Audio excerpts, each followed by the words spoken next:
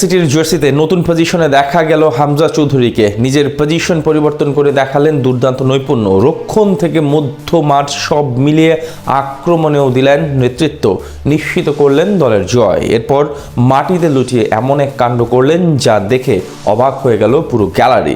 Match জয় নিশ্চিত হবার পর এমন কি দৃষ্টান্ত স্থাপন করলেন এবং নতুন পজিশনে লাল সবুজের তারকার পারফরমেন্সের বিস্তারিত আলাপ থাকছে রিপোর্ট।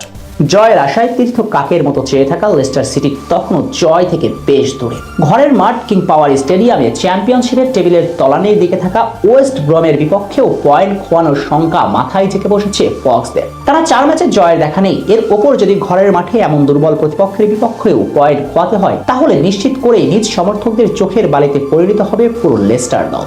বাতাসে ভেসে উঠবে দুয়োধ্বনি। ম্যাচের গল্প সেদিকে এগিয়ে যাচ্ছিল। নির্ধারিত 90 মিনিটের খেলা শেষ, যোগ হওয়ার সময়ও আর কয়েক সেকেন্ডের দূরত্ব। রেফারির শেষ বাঁশির অপেক্ষা। ঠিক সেই মুহূর্তে লেস্টার ফুটবলার ফাতাউর গোলে জয় নিশ্চিত ফক্সদের। তাহলে তো আপনি ভাবতেই পারেন লেস্টারের জয়ের নায়ক ঘানার তারকা ফাতাউ।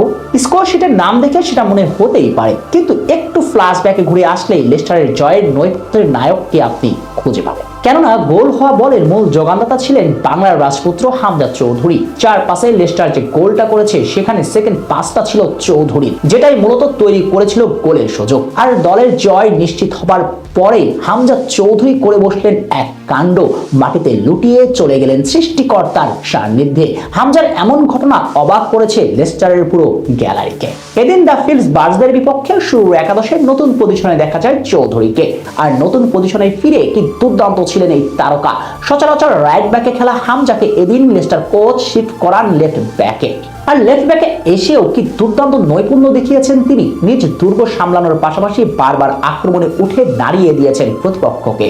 নির্ধারিত 90 মিনিট মাঠে থেকে শুট ব্লক করেছেন 1টি, ক্লিয়ারেন্স করেছেন 8টি, যার মাঝে 5টি ছিল হেড ক্লিয়ারেন্স। ট্যাকেল করেছেন 2টি, ইন্টারসেপশন করেছেন 2টি, রিকভার্স করেছেন 1টি, ট্রিপল পাস করেছেন 2টি। গ্রাউন্ড ডুয়েল জিতে নিয়েছেন 3টি, এরিয়াল ডুয়েল জিতেছেন 3টি। ম্যাচ রেটিং ছিল 7.0।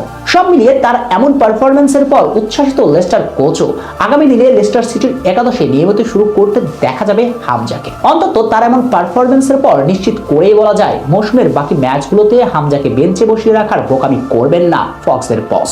আর এমনটা হলে সবচেয়ে বড় সুখবর বাংলাদেশ ফুটবল প্রেমীদের জন্য।